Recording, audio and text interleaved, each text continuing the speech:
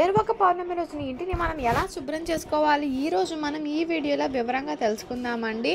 And అలానే పూజ సమయాలు వచ్చేసి మనకి 2025 జూన్ 11 బుధవారం అండి, జ్యేష్ఠ పౌర్ణమి తిథి స్టార్ట్ అయ్యేది ఎప్పుడండి అంటే 2025 జూన్ 10 ఉదయం 8:05 స్టార్ట్ అవుతుందండి. పౌర్ణమి తిథి ముగింపు వచ్చేసి 2025 జూన్ 11 ఉదయం 9:43 వరకు ఉంది. పౌర్ణమి నాడు చంద్రోదయం అంటే 2025 జూన్ 11 రాత్రి 10:50 ఉంది. ఉపవాస దినం వచ్చేసేసి జ్యేష్ఠ పౌర్ణమి రోజున ఆ రోజు 2025 జూన్ 10 అయితే చేస్తారని చెప్పేసి చెప్పవచ్చండి. అయితే హిందూ మతంలో కార్తీక పౌర్ణమి తర్వాత అంతటి విశిష్టత జ్యేష్ఠ పౌర్ణమికి ఉందండి. ఈ ఏడాది జ్యేష్ఠ పౌర్ణమి జూన్ 11న జరుపుకుంటున్నాము. ఈ రోజు రైతుల విశ్వాసనునామ సంవత్సరం సంబంధించి వ్యవసాయ పనులు అనేది స్టార్ట్ చేస్తారు. ఈ రోజు కొన్ని ఆచారాలుతో ముడిపడి ఉందని చెప్పేసి పండితులు చెప్తున్నారు. హిందూ పురాణాల ప్రకారం జ్యేష్ఠ పౌర్ణమి రోజున కొన్ని పనులు అయితే మనం అసలు చేయకూడదని చెప్పేసి చెప్తారండి. ఇప్పుడు వాటి గురించి మనం తెలుసుకుందాం. విష్ణు పురాణంలో ఏరువాక పౌర్ణమి సీతాయజ్ఞంలో పౌర్ణమిను సీతాయజ్ఞంగా వివరించారండి. సీత అంటే నాగలి అని అర్థం అండి. వప్ప మంగళ దివసం, బీజవాపన మంగళ దివసం, వాహన పుణ్యాహ మంగళం, కర్షణం పుణ్యహం మంగళం అనే పేర్లతో ఈ పండుగనైతే ఘనంగా చేసుకుంటారు. శుద్ధోదన మహారాజు ఆనాడు కపిలవస్తుతో లాంఛనంగా ఈ ఏరువాకను ప్రారంభిస్తూ బంగారం నాగలిని కర్షకులు అందించినట్లుగా కూడా ఆ పండితులు అయితే చెప్పడం జరుగుతుందండి. ఈ రోజు మనం నెయిల్స్ కట్ చేసుకోవడం, గోర్లు జుట్టు కత్తిరించకూడదు. జ్యేష్ఠ పౌర్ణమి రోజు జుట్టు గోళ్లను అస్సలు కత్తిరించకూడదండి. పౌర్ణమి రోజు పౌర్ణమి చంద్ర రూపంలో కనిపిస్తాడు కదా.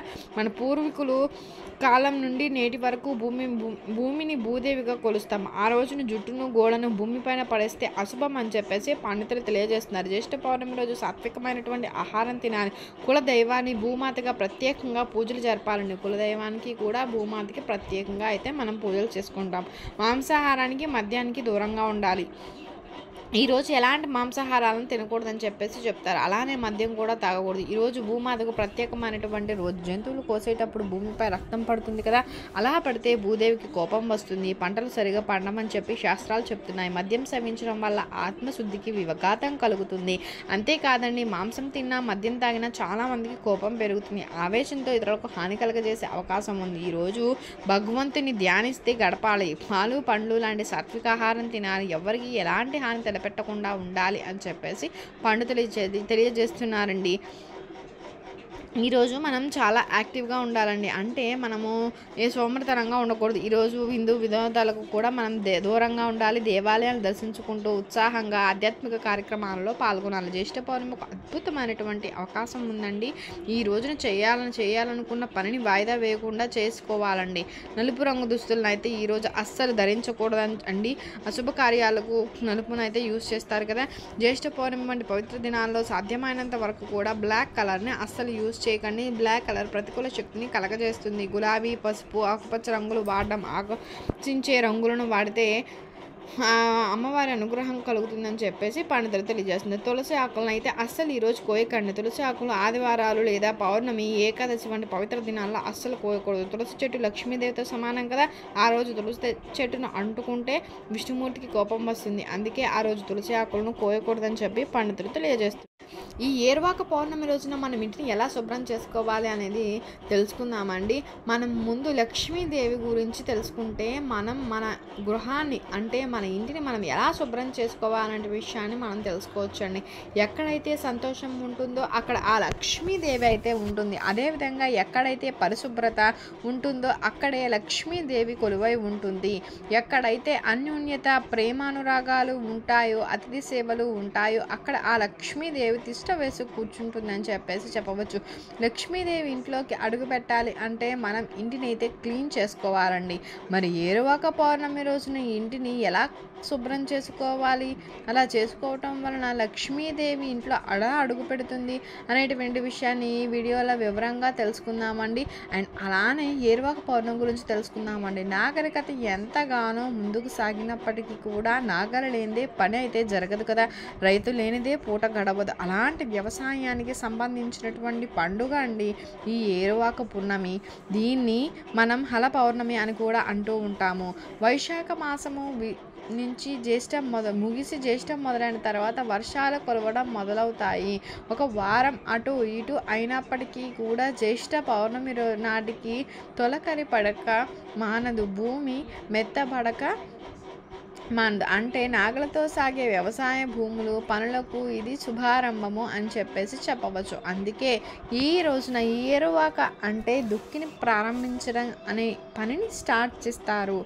పంచభూతాత్మకమైనటువంటి ప్రకృతిని దైవంగా ఆరాధించడం భారతీయుల యొక్క సాంప్రదాయం అండి. భూమిని భూమాతగా కొలుస్తూ ఉంటాము. వ్యవసాయం మన మనుగడకు జీవనాధారము. వ్యవసాయం ఒక యజ్ఞం. వ్యవసాయ పనులు ప్రారంభించడానికి ముందు భూమి పూజ చేసుకోవడం ఆనాదిగా వస్తున్నటువంటి ఆచారం. పొలాలలో దుక్కి దున్నడాన్ని ఏరువాక అంటారండి. ఏరు అంటే ఎద్దులను కట్టి దున్నడానికి ఆరంభం అని చెప్పడం జరుగుతుంది. ప్రతి ఏరువాక పౌర్ణమిని జ్యేష్ఠ పౌర్ణమి నాడు రైతులు పండుగగా చేసుకుంటూ ఉంటారు. వ్యవసాయానికి ఎద్దులే ఆధారము. అవి లేకుండా ఏ పని జరగదు కదా. అందుకే ఎద్దులను దైవంగా భావించి పూజ అయితే చేస్తారు. వర్ష ఋతువు ఆరంభం కాగానే జ్యేష్ఠ పౌర్ణమి నాడు రైతులు ఉదయాన్నే ఎడ్లను కడిగి కొమ్ములకు రంగులు పూసి గజ్జలు గంటలతో అందంగా అలంకరించి ఎద్దులకు కట్టేటువంటి కాడిని ధూపదీప నైవేద్యాలతో పూజ చేస్తారండి. గాడెద్దులకు ప్రత్యేకమైనటువంటి పూజలను నిర్వహించి ఎద్దులకు భక్ష్యాలను తినిపిస్తూ ఉంటారు.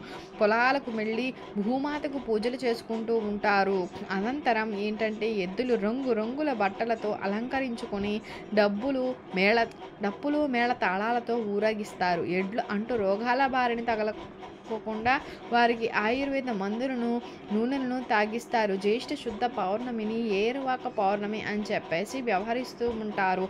నాగలి సారించి పనునైతే స్టార్ట్ చేయడానికి ఇది చాలా మంచి నక్షత్రం, జ్యేష్ఠ నక్షత్రం అని జ్యోతిష్య శాస్త్రం అయితే తెలియజేస్తుందండి.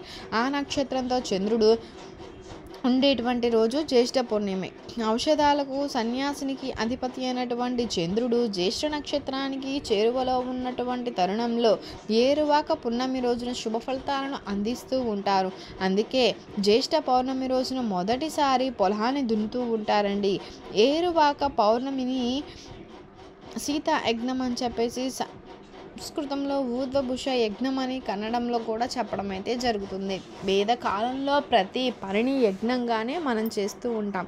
ప్రాచీన కాలం నుంచి కూడా జ్యేష్ఠ పౌర్ణమిని ఏరువాక పూర్ణమిగా పిలుస్తూ ఉన్నారు. క్షేత్ర పాలకుడిని మంత్రాలతో స్తుతించి నాగలితో భూమిని దున్ని విత్తనాలు చల్లడం ఆచరణలో అయితే ఉందండి. తర్వాత కాలంలో పరాశరుడు, భోగాయనుడు మొదలైనటువంటి మహర్షులు తమ గృహ్య సూత్రాలలో ఈ పండుగను ప్రస్తావించడం అయితే జరిగింది. విష్ణు పురాణము సీతాయజ్ఞంగా ఈ ఏరువాకను వివరించడం అయితే జరిగింది. హరుడు రాసినటువంటి గాథా సప్తసతిలో ఏరువాక గురించి గాథలైతే ఉన్నాయి. తెలుగు పండుగలలో సాహిత్య ధారలు ఉన్నటువంటి కొన్ని వేల సంవత్సరాల అతి ప్రాచీన పండుగ అండి. శ్రీకృష్ణదేవరాయల కాలంలో కూడా ఏరువాక సందర్భంగా రైతన్నలను ఏరువాక పౌర్ణమి రోజున ఇంటిలో ఉన్నటువంటి బూజునైతే మొత్తం మనం క్లీన్ చేసుకోవాలి. అలమారాలు కూడా మనం క్లీన్ చేసుకోవాలి. అలానే వంటగదిని కూడా మనం క్లీనింగ్ అయితే చేసేసుకోవాలి. ఏవైనా సరే వస్తువులు ఉన్నాయనుకోండి, అవన్నింటినీ శుభ్రం చేసేటువంటి వస్తువులు ఉంటే శుభ్రం చేసుకొని వంటగదిని శుభ్రంగా అయితే పెట్టుకోవాలండి. వంటగదిలో ముఖ్యంగా బూజు, దుమ్ము, పురుగు పట్టినటువంటి వస్తువులు ఏవైనా సరే, పప్పులు, ధాన్యాలు, పిల్లు, రవ్వలు ఇలాంటివి ఏవైనా సరే ఉంటా కూడా వాటన్నింటినీ కూడా తీసేయాలి. ఇంటి మొత్తంలో కూడా ఎక్కడా కూడా కించెంతైనా సరే దుమ్ము ధూళి లేకోకుండా చూసుకోండి. అదేవిధంగా ముఖ్యంగా ఎక్కడా కూడా మీరు బూజు అనేది కనపడకోకుండా చూసుకోండి. మీ పూజకు కావాల్సినటువంటి వాటిని నిండుగా ఉండేటట్లుగా చూసుకోవాల్సి ఉంటుంది. మీ వంటగదిలో కూడా వంట సామానులను నిండుగా ఉండేలాగా చేసుకోండి. అంటే పసుపు, కుంకుమలు, అగరుబత్తులు, సాంబ్రాణీలు, హారతి పళ్ళలు ఇలాంటివన్నీ పూజలకు కావాల్సినవన్నీ కూడా ముందుగా సిద్ధం చేసుకోవాల్సి ఉంటుంది. అదేవిధంగా వంటకు సంబంధించినటువంటి పదార్థాలను కూడా వంటగదిలో నిండుగా ఉండేలా చూసుకోండి. పూజకు సామాన్లన్నీ కూడా శుభ్రం చేసుకోవాలండి. మీరు వీటితో పాటు బాత్రూంలో ఉండేటువంటి బూజులను కూడా అన్నింటినీ కూడా క్లీన్ చేసేసుకొని చక్కగా బాత్రూమ్ని కూడా క్లీన్ చేసేసుకొని పెట్టుకోవాలి. అలానే ఇంటికి ఉన్నటువంటి బూజులను శుభ్రం చేసేసుకున్న తర్వాత ఏంటంటే ఇంటిని కడిగేటప్పుడు ఆ నీటిలో కల్లు ఉప్పును, పసుపును, నిమ్మకాయ రసాన్ని వేసుకుని అదేవిధంగా ముద్ద కర్పూరాన్ని కూడా వేసి ఇంటిని అయితే శుభ్రం చేసుకోవాల్సి ఉంటుందండి. మీ ఇంటి మూలల్లో కూడా శుభ్రం చేసుకోవాలి. మీరు ఇంటిని తుడిచేటువంటి నీటిలో ముద్ద కర్పూరం వేసుకోవడం వలన ఏంటంటే ఆ ముద్ద కర్పూరం స్మెల్ అనేది దేవతలకు చాలా ఇష్టం కాబట్టి ఆ లక్ష్మీదేవి మీ ఇంటిలో ఖచ్చితంగా అడుగు పెడుతుందండి.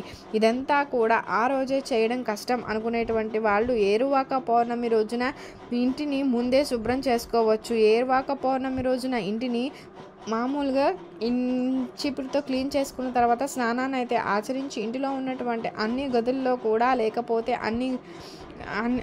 అన్ని గదుల్లో పసుపు నీటిని చల్లుకోండి. ఇలా చేయడం వలన ఏంటంటే లక్ష్మీదేవి ఇంట్లోకి వస్తుందండి.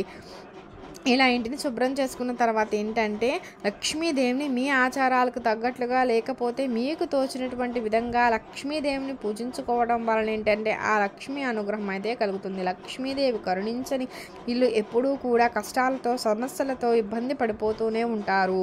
సో అలా ఆ ఇంట్లో ఎలాంటి శుభకార్యాలు జరగవు. అప్పులతో అనారోగ్య సమస్యలతో బాధపడిపోతూ ఉండాల్సి వస్తుంది. ఇట్లా అనేక రకాలటువంటి సమస్యలు అనేవి వస్తూ ఉంటాయి. కాబట్టి ఇల్లు శుభ్రంగా ఉంటే ఆ లక్ష్మీదేవి మీ ఇంటిలోనికి ఖచ్చితంగా అడుగు పెడుతుంది. లక్ష్మి మీ ఇంటిలోనికి అడుగు పెట్టిందనుకోండి, మనం దేనికి లోటు లేకోకుండా హ్యాపీగా జీవించగలుగుతాం కదా.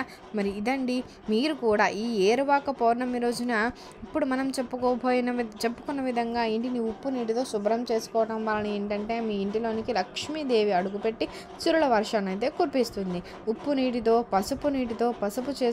నీటితో శుభ్రం చేయడం వల్ల ఇంట్లో ఉన్నటువంటి నెగిటివ్ ఎనర్జీ అంతా కూడా బయటకు వెళ్ళిపోతుంది.